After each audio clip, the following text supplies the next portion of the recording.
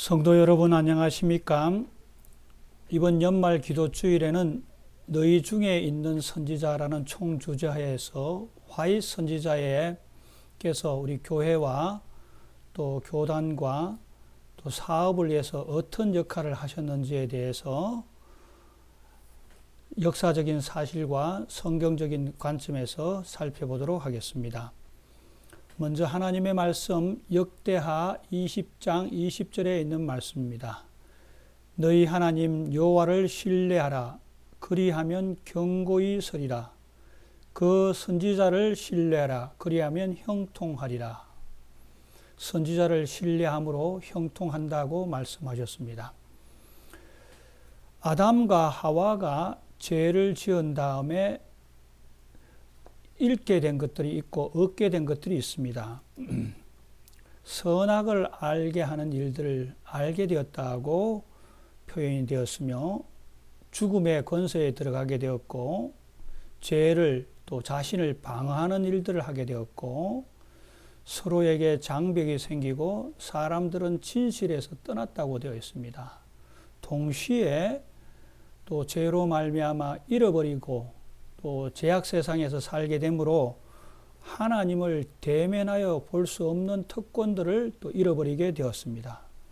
그래서 출애굽기 33장 20절에는 이런 표현이 있습니다.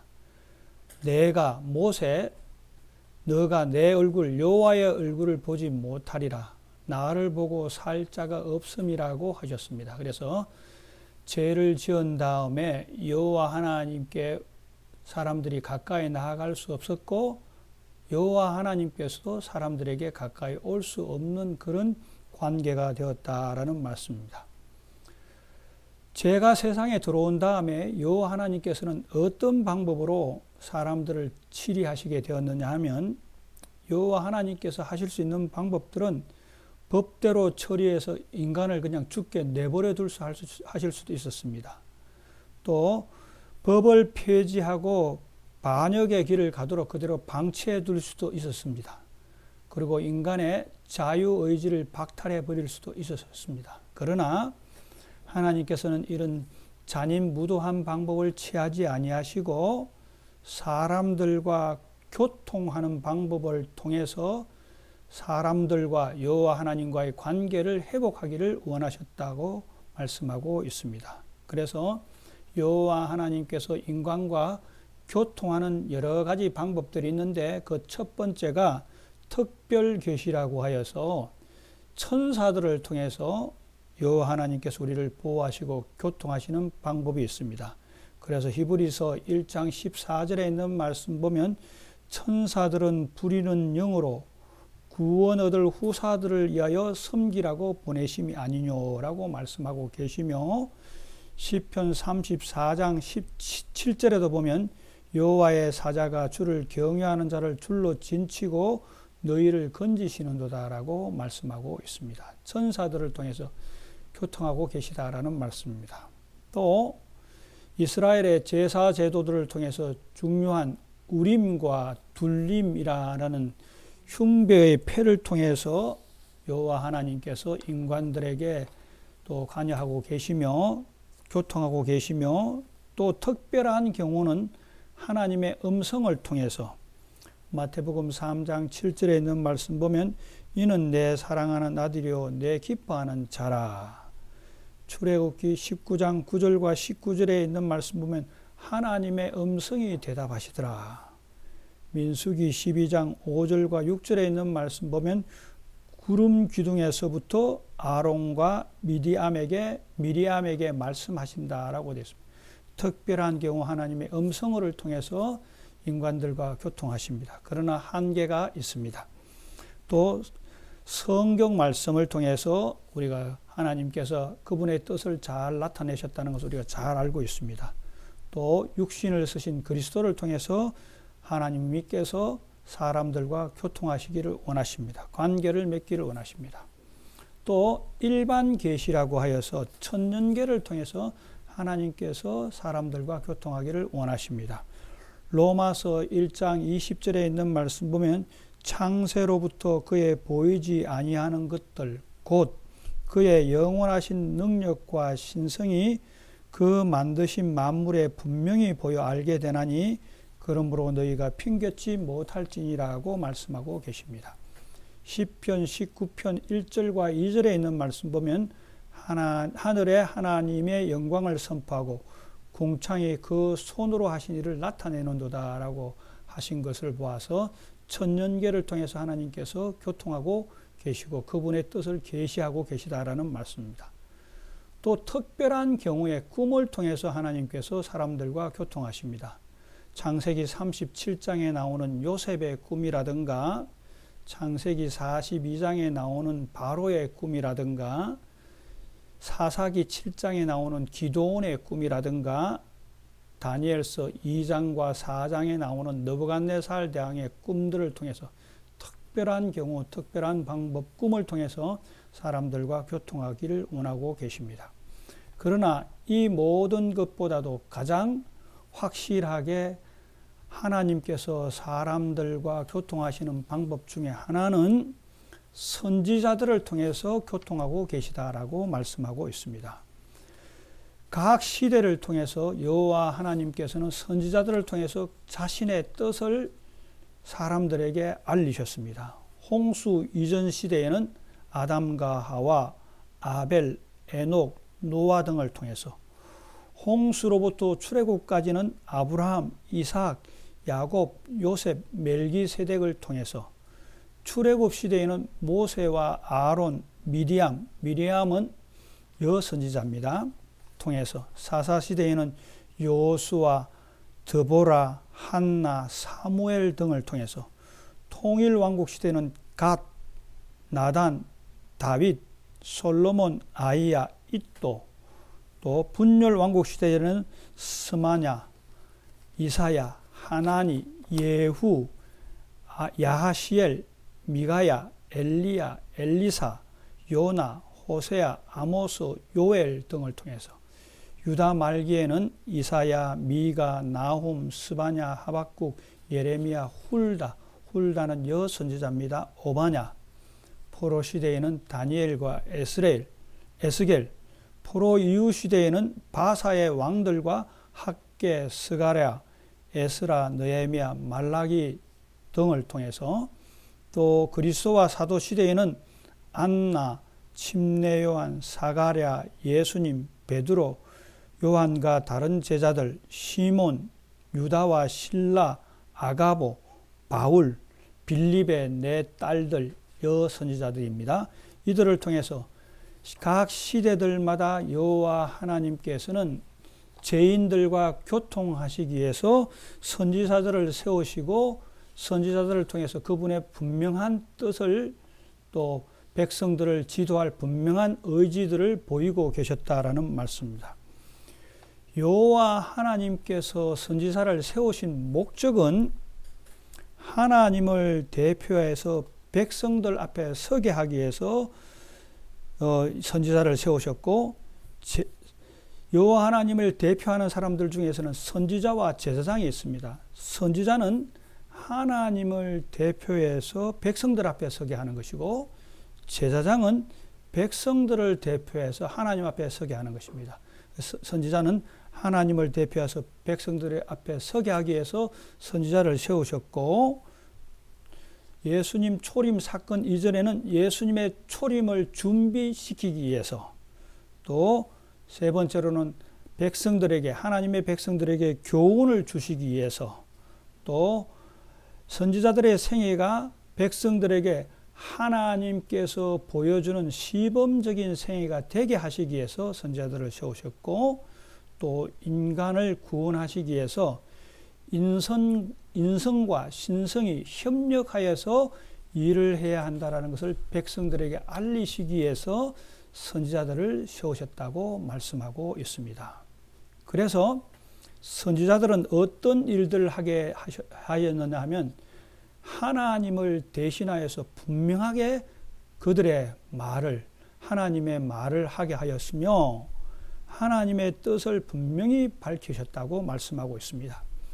아모스 3장 7절에 있는 말씀 보면, 주께서 자기의 비밀을 그 종 선지자들에게 보이지 아니하시고는 결코 행하심이 없으시니다라고 말씀하고 계십니다. 선지자들을 통해서 여호와 하나님께서 하시고자 하는 하나님의 뜻을 분명하게 밝히시기 위해서 선지자를 세우셨다라고 말씀하고 있습니다. 또 선지자들은 그러한 직무를 했다고 말씀하고 있습니다.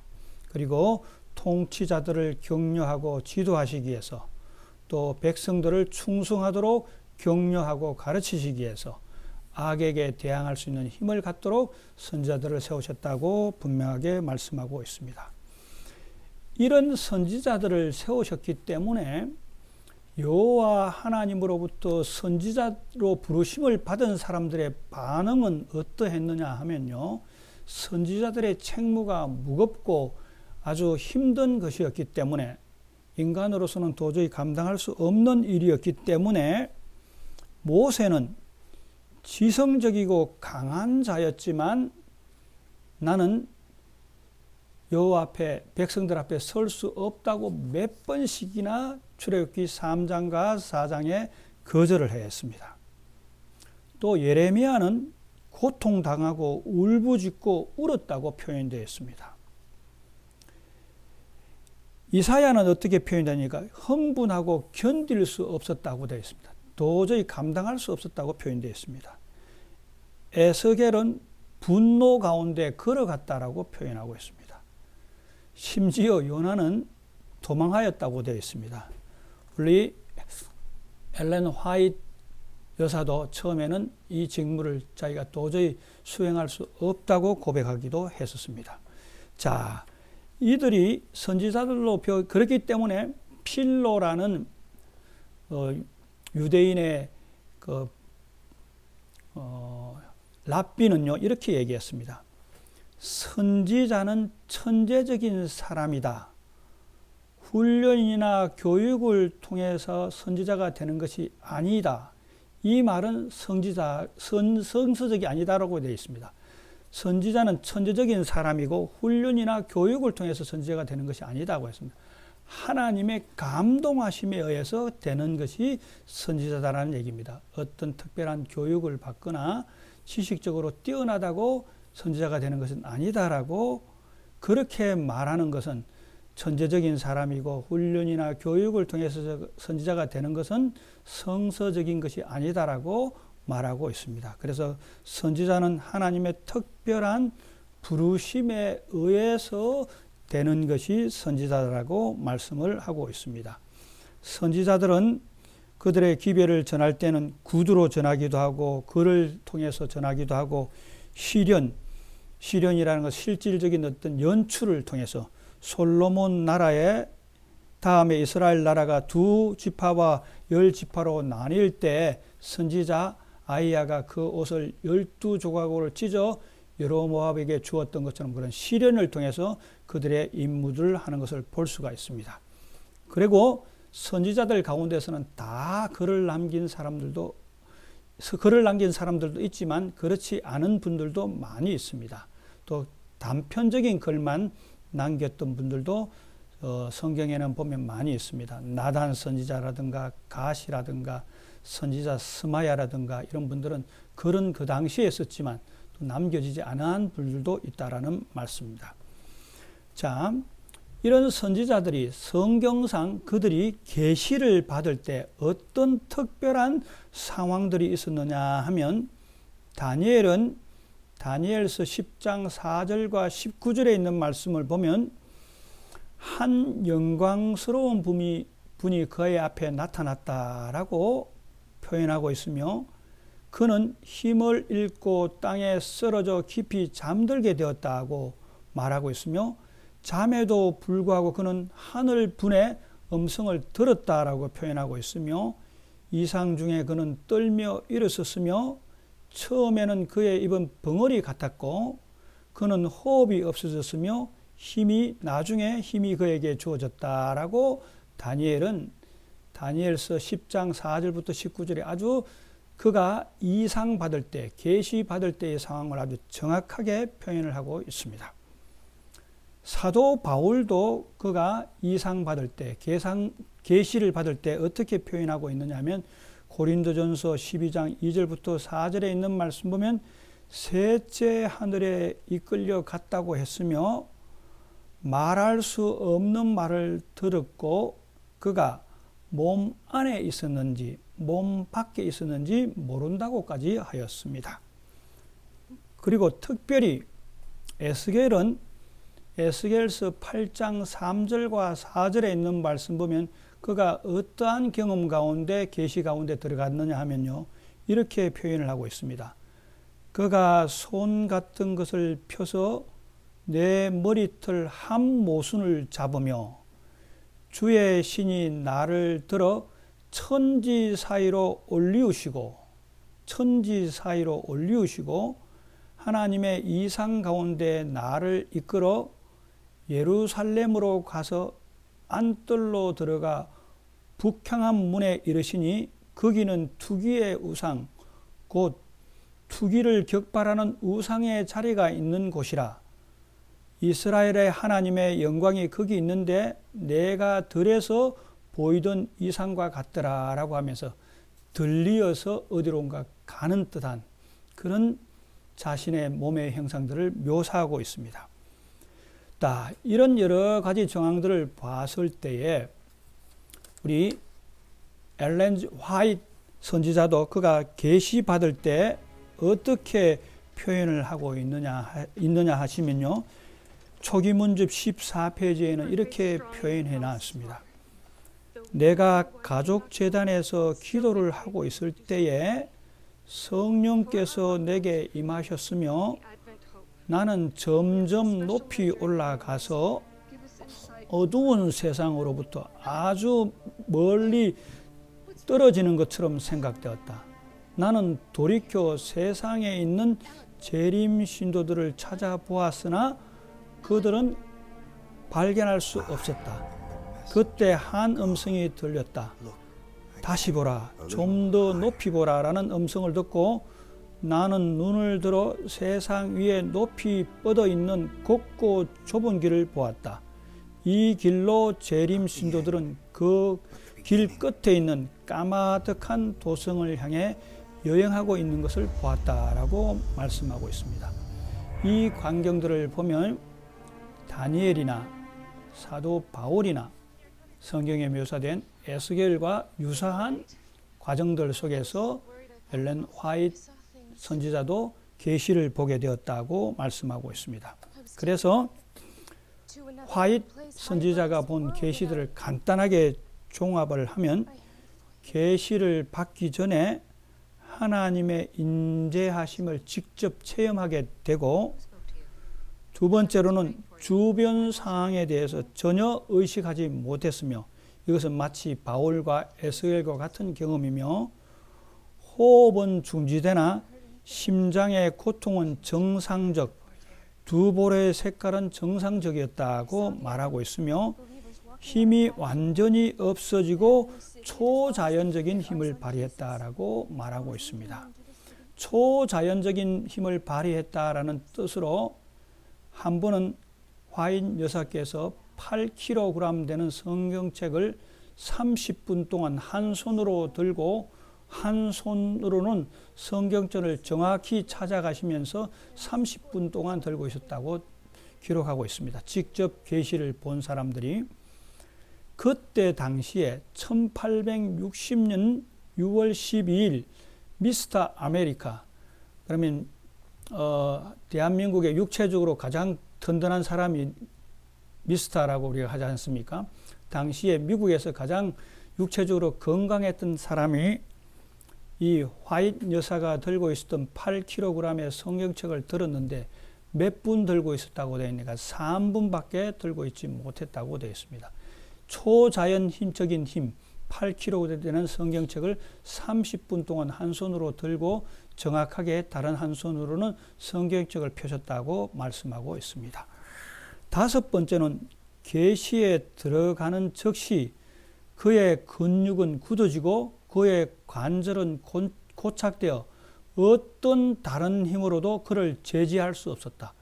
그분께서 걸어 다니시고 그분께서 이 방 안에서 움직이시는 것에 대해서 다른 어떤 것들도 제지할 수 없었다고 말씀하고 있습니다. 낮이건 밤이건 계시에서 깨어나실 때는 어둡다고만 하셨다고 되어 있습니다. 사실 이런 것들을 본 목격자들은 이렇게 표현하고 있습니다. 제이엔 러프폴러라는 사람은 그분께서 눈을 뜨셨는데 막연한 응시가 아니라 즐거운 표정 가운데 응시하고 있었다라고 표현하고 있으며, 캐슬러라는 분은 1854년에 숨을 쉬지 않으면서 살아있으시니까 촛불 시험을 해보았습니다.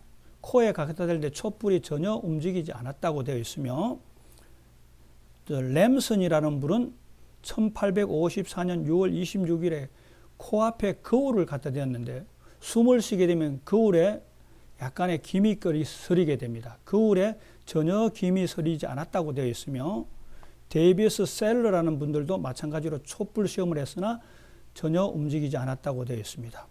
그 상황을 폴로라는 의사 부부께서 이렇게 표현해 놨습니다. 그는 심장은 뛰었다. 그러나 호흡은 없다. 생명은 있으나 폐의 활동은 없다. 나는 이 상태를 설명할 수 없다라고 말씀하고 계십니다. 또 버틀러라는 분은 눈에다가 불을 갖다 대기도 하고 눈을 송곳으로 찔러 보려는 그런 시험까지 해봤지만 전혀 동자가 움직이지 않으셨다고 되어 있습니다. 이런 광경들을 보았을 때 엘렌 화이트 여사께서는 계시를 받으실 때는 특별한 상황들 가운데서 계시를 받게 되셨는데, 이 계시를 받으실 때는 그분께서는 어떻게 다른 구약의 성경의 계시를 받으셨던 분과 동일한 형상들 속에서 계시를 받게 되었다라는 말씀입니다. 그분께서 또 계시를 전하시는 방법에서는 말로서 전하시기도 하고, 개인적으로 받았던 기별들은 개인들에게 말로 전하시기도 하고 글로 전하시기도 하셨습니다. 특별히 글로 정하신 것에 대해서 한 가지 얘기를 하고 마치도록 하겠습니다. 스테판 스미스라는 분에 대한 엘렌 화이트 부인께서 계시를 받게 되었습니다. 스테판 스미스는 교단을 떠나기로 작정하고 여러 사람들로부터 교단을 떠나지 말라라는 권고들을 많이 듣게 되었습니다. 그러나 그가 결심하고 재림교단을 떠나기로 마음먹었습니다.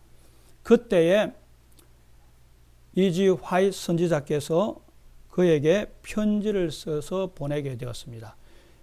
그리고 이 스테판 스미스는 화이트 부인의 편지가 왔으나 그 편지를 무시하고 편지를 책꽂이에 자기 어떤 특정한 책에 꼽아놓은 채에 무시한 채에 교단을 떠나고, 다시 교단을 떠난 다음에 28년이 지난 다음에 우연히 자기의 서재를 정리하다가 28년 전 이지 화이트 선지자로부터 받은 편지가 생각이 나서 다시 편지를 개봉하게 되었습니다.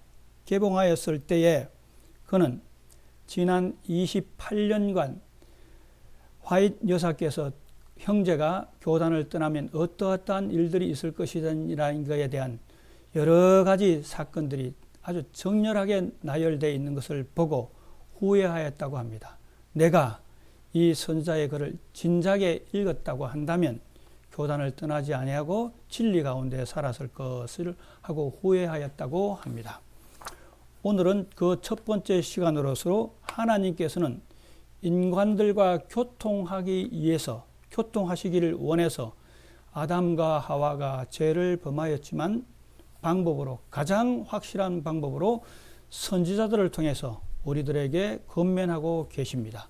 그러므로 저와 여러분이 우리 중에 있는 선지자를 신뢰하심으로 말미암아 우리들의 신앙이 형통하게 되시고 하나님을 신뢰하심으로 견고히 서게 되시는 수원중앙교회 성도님들이 되게 되시기를 바라면서, 너희 하나님 여호와를 신뢰하라. 그리하면 견고히 서리라. 그 선지자를 의뢰하라. 그리하면 형통하리라. 말씀을 마치도록 하겠습니다.